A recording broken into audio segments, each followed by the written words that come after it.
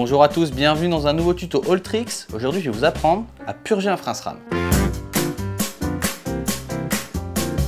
Pour cette opération, il va vous falloir un kit de purge SRAM, une cale qui est fournie avec le kit de purge, une Torx 10, une Torx 25, du DOT 5.1, du sopalin et je vous recommande fortement d'utiliser des gants de protection. On peut faire une purge pour deux raisons, soit parce qu'on a dépassé le délai de 1 an préconisé par le constructeur, donc on remplace le liquide de frein, soit si votre frein a un toucher un peu spongieux ou qu'il est trop mou, dans ce cas-là vous avez de l'air dans le circuit et il va falloir purger. Déjà pour commencer, il va être important de remarquer qu'il existe deux générations de freins SRAM différentes. Vous allez pouvoir les différencier facilement par rapport à l'embout de fixation du kit de purge sur l'étrier. Sur la première génération, vous allez avoir deux seringues identiques, alors que sur les nouvelles qui ont l'embout rouge, vous allez avoir deux seringues différentes. Rassurez-vous, dans tous les cas, ce sera tout compris dans le même kit de purge. Les méthodes pour les deux générations sont pas exactement les mêmes, mais la méthode de la première génération est beaucoup plus complète que la deuxième. Donc je vais vous montrer la méthode de la première génération sur un frein de la deuxième génération. Comme ça, vous aurez tous les cas de figure. Pour commencer, on va enlever sa roue. On va repousser ses pistons à l'aide d'un repousse-piston ou d'un démonte pneu si vous n'en avez pas, en faisant bien attention de ne pas abîmer les plaquettes si vous n'avez pas prévu de les remplacer derrière. Les plaquettes, on va venir les ranger dans un endroit bien propre, loin des liquides de frein et des seringues pour être sûr de ne pas les contaminer. Ensuite, on va installer une cale qui va venir empêcher que les pistons sortent au moment où on va faire la purge. On va placer notre mètre-cylindre avec la vis de purge vers le haut à un peu plus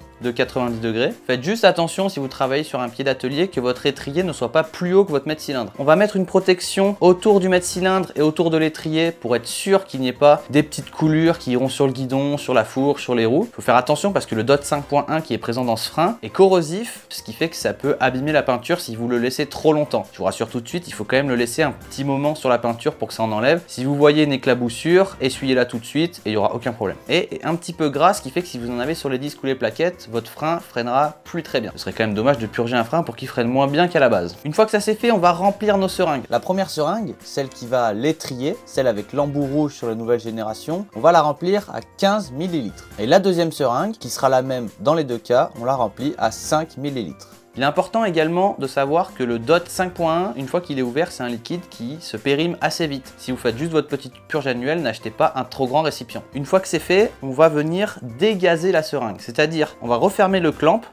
On va mettre la seringue en dépression de façon à extraire les bulles qui sont présentes dans le liquide. Tout en gardant la dépression, on va venir tapoter légèrement sur la seringue pour aider les bulles à s'en aller. On met la seringue vers le haut et on va pouvoir venir, en repoussant la seringue, chasser la bulle d'air. On déclampe et on fait la même chose pour l'autre seringue. On va maintenant venir connecter la seringue qui a 15 ml sur l'étrier. Sur les anciennes générations, il y aura juste à visser l'embout, alors que sur les nouvelles, qui ont l'embout rouge, il faudra d'abord clipser l'embout. Une fois l'embout clipsé à l'intérieur de l'étrier, il faudra dévisser. Ce système permet d'avoir un petit sas de sécurité qui permet d'éviter les projections de DOT. Grâce à ce système, vous pouvez purger sans enlever les plaquettes et sans enlever la roue. Donc si vous voulez faire une purge rapide, c'est quand même pas mal. On enlève la vis de purge du mètre-cylindre. On fait attention de bien la mettre de côté pour ne pas qu'elle s'abîme, pour ne pas qu'elle prenne des poussières. Donc on la pose sur un endroit bien propre. On connecte la seringue qui a 5 ml sur le mètre-cylindre. Une fois que les deux seringues sont branchées, on va venir maintenant transférer le liquide de la seringue de l'étrier vers le mètre-cylindre en appuyant sur la seringue de façon à ce qu'il ne reste plus que 5 dans la seringue de l'étrier. Techniquement, une fois que c'est fait sur les freins de nouvelle génération, ceux avec l'embout rouge, vous avez fini votre purge. Mais maintenant, on va continuer avec la technique de la purge de l'ancienne génération, mais que moi j'applique sur tous mes freins, même de la nouvelle génération, parce qu'elle est vraiment complète et permet d'avoir une purge qui, je trouve, est beaucoup mieux. Ce qu'on va faire maintenant, on va clamper la seringue du haut, on va appuyer à fond sur le levier du mètre-cylindre et le garder appuyé. Si jamais vous n'êtes pas très à l'aise avec ça, je vous recommande de mettre un élastique ou une sangle pour le maintenir appuyé. Et avec la seringue du bas, on va venir faire une dépression afin de venir enlever les bulles d'air qui sont coincées dans l'étrier. En fait, en clampant la seringue en haut et en verrouillant le mètre-cylindre, ça permet de verrouiller le circuit au niveau du mètre-cylindre et de pouvoir purger uniquement l'étrier. C'est vachement bien. Une fois que ça c'est fait, si vous avez mis un élastique ou une sangle, c'est le moment de l'enlever, mais attention de bien garder le levier toujours appuyé. Et tout en gardant le levier appuyé, vous allez venir mettre en pression la seringue de l'étrier et vous allez voir que vous allez sentir le levier qui essaye de repartir tout seul. On vide la seringue du bas tout en accompagnant lentement le levier et à un moment vous allez sentir que la seringue va se vider d'un coup.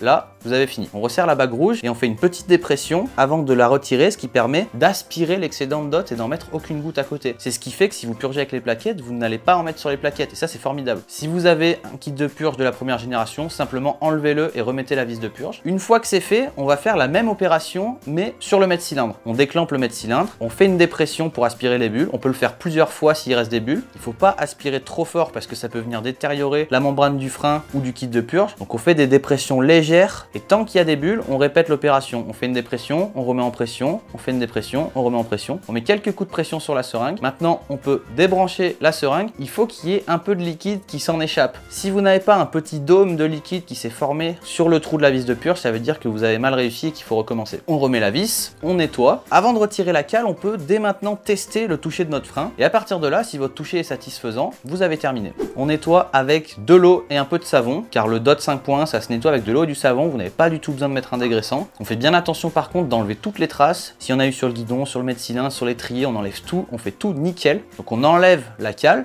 Avec un chiffon, on nettoie à l'intérieur. Petit bonus, si vous êtes un petit pointilleux, vous pouvez faire une petite pointe avec votre sopalin et venir nettoyer l'intérieur de l'orifice de purge. À ce moment-là, si vous décidez de monter des plaquettes neuves, c'est le moment de les mettre. Sinon, remettez vos anciennes plaquettes, on remet la roue, on reteste une fois pour voir si c'est bon, et si c'est tout bon, vous n'avez plus qu'à faire le deuxième frein. C'est exactement le même principe. Notez que si vous voulez faire une purge rapide, que vous sentez que vous avez un peu de l'air dans votre circuit, vous pouvez simplement venir mettre la seringue sur le mètre-cylindre et faire une dépression et remettre, comme pour la dernière étape, si vous voulez vraiment faire ça très rapidement. Ça peut marcher, mais si ça marche pas, il faudra faire une purge complète. Très important, une fois que vous avez fini votre purge, ne videz pas complètement les seringues. C'est important, les seringues qui contiennent du DOT, de ne pas les stocker vides, parce que sinon les joints vont sécher. Donc vous laissez un petit peu de DOT au fond de la seringue pour les conserver. Bravo, vous savez maintenant purger vos freins SRAM. On se dit à très bientôt pour un nouveau tuto.